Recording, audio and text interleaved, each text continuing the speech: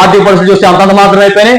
దారి లేక ఏ దారికి వెళ్ళలేక తెలియక ఎవరికి చెప్పుకోలేని పరిస్థితుల్లో పొరుగు పోద్దనే భయంతో తప్పనిసరి పరిస్థితుల్లో కాండ్రాన్ రోగాలకు వెళ్ళిపోయిన అమ్మాయి ఆత్మ శాంతించాలని చెప్పి మనం కార్యక్రమాలు చేసాం. ఇది ప్రభుత్వం హత్యగానే భావిస్తామని చెప్పాం. ఖచ్చితంగా ఇది ప్రభుత్వం వాళ్ళకి నష్టపరిహారం ఇవ్వాలి, ఆ కుటుంబాన్ని ఆదుకోవాలని చెప్పి మనం గత వీడియోలో అని చెప్పాం, ప్రోగ్రాలు కూడా చేసాం. ప్రభుత్వం కూడా ఆ రకమైన ఆలోచన చేయమని చెప్పేసి ప్రభుత్వాన్ని కూడా డిమాండ్ గా పెడుతున్నాం. అంతేకాకుండా రేపు 17వ తారీఖున క్యాబినెట్ జరగబోతుంది. క్యాబినెట్ మీటింగ్ లో వాలంటరీ వ్యవస్థ గురించి చర్చించాలి అంటూ మన విన్నతి పత్రం సీఎం చంద్రబాబు నాయుడు గారికి వెళ్ళడానికి రెడీ అవుతున్నాం. 17వ తారీఖున క్యాబినెట్ మీటింగ్ జరుగుతుంది కాబట్టి క్యాబినెట్ మీటింగ్ లో మనం అందరం కూడా కలుద్దాం. డెఫినెట్ గా ఇదేమి పిలుపు అనుకుంటారు, ఏమనుకుంటారు నాకు తెలియదు, కానీ వాలంటరీ వ్యవస్థ నిలబడడం కోసం, వాలంటరీ వ్యవస్థ కొనసాగించడం కోసం, ఉద్యోగ భద్రత కాపాడుకోవడం కోసం, ఎన్నికల మేనిఫెస్టోలు ఆమె నిలబెట్టుకోమని చెప్పడం కోసం వెళ్ళబోతున్నాం. ఈ వాలంటీర్లు రోడ్ల మీదే కాదు క్యాబినెట్ మీటింగ్ పైన వస్తారు అని చెప్పి తెలియజేయడానికి మనం అందరం బయలుదేరబోతున్నాం. ఖచ్చితంగా ప్లేస్ ఎక్కడ ఎలా కావాలి ఏంటనేది నెక్స్ట్ వీడియోలో తెలియజేస్తాను. అన్ని జిల్లాల్లో ఉన్న వాలంటీర్లు అంతా కూడా ఈ రోజు 13వ తారీఖు ఖచ్చితంగా 17వ తారీఖు 3 రోజులు టైం ఉంది కాబట్టి అందరూ కూడా బయలుదేరడానికి సంసిద్ధం అవ్వండి. ఎటువంటి భయాందోళనకు గురవమాకండి, ఎవరు బెదిరింపులకు లోగమాకండి. ఉద్యోగ వ్యవస్థ కోసం, ఉద్యోగ భద్రత కోసం జరగబోయే ఈ ఉద్యమంలో భాగస్వామ్యం అవ్వండి.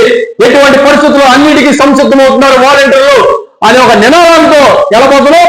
అరెస్టులైనా వెనకాడేది లేదు. ఉద్యోగ భద్రత కోసం వెళ్ళబోతున్నాం కాబట్టి ఎన్నికల మాట నిలబెట్టుకోవాలి కాబట్టి వాళ్ళు నిలబెట్టుకోమని చెప్పి చెప్పడం కోసం వెళ్తున్నాం కాబట్టి అందరూ కూడా కథం తొక్కి ముందుకు రావాలని చెప్పి పిలుపునిస్తున్నాం. ఎటువంటి భయాందోళనకు గురవ్వకండి, అన్నింటిని తెగించి పై చేద్దాం. పై చేస్తే పోరాడేది ఏమీ లేదు, పోరాడితే పోయేదేమీ లేదు, బానిస సంఖ్యలు తప్ప.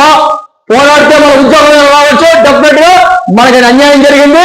ఈ రాష్ట్రంలో 2,60,000 కుటుంబాలని ఎన్డీఏ కూటమి చాలా దారుణంగా జీవోలు లేవనే నెపంతో గత ప్రభుత్వం జీవోలు చేయలేదు, ఆ జీవోలు చేయనప్పుడు మేమేం చేయగలుగుతాం అని చెప్పేసి నెపం చేస్తూ తప్పుకుంటున్నారు. అది సరైన పద్ధతి కాదు. 2,60,000 కుటుంబాలు రోడ్డు పడాలా జీవోల పేరుతో? 2,60,000 కుటుంబాలని ఒక జీవో తయారు చేసుకొచ్చి కలపొచ్చు కదా, 2,60,000 కుటుంబాలు నడిపించవచ్చు కదా. ప్రశ్నించడానికి పార్టీ పెట్టిన పవన్ కళ్యాణ్ గారు ఈ రోజున అధికారం వచ్చింది, జీవోలు తయారు చేసే స్థాయికి వెళ్ళాడు కదా. ఖచ్చితంగా చెల్లెమ్మలారా అని చెప్పాడు కదా. చెల్లెమ్మలారా నీ పొట్ట కొట్టే అన్నయ్యని కాదు, మీకు 5,000 ఇంకో 5,000 ఇస్తానని చెప్పారు కదా. ఏదైనా ఆ మాటలు ఈ రోజున అని చెప్పి మనం అడగడానికి వెళ్ళబోతున్నాం. వాలంటీర్లారా కవం తొక్కండి. ఇక్కడ మహిళా సోదరులే, మహిళా సోదరులే మన వాలంటీర్లు. ఖచ్చితంగా అందరూ రండి.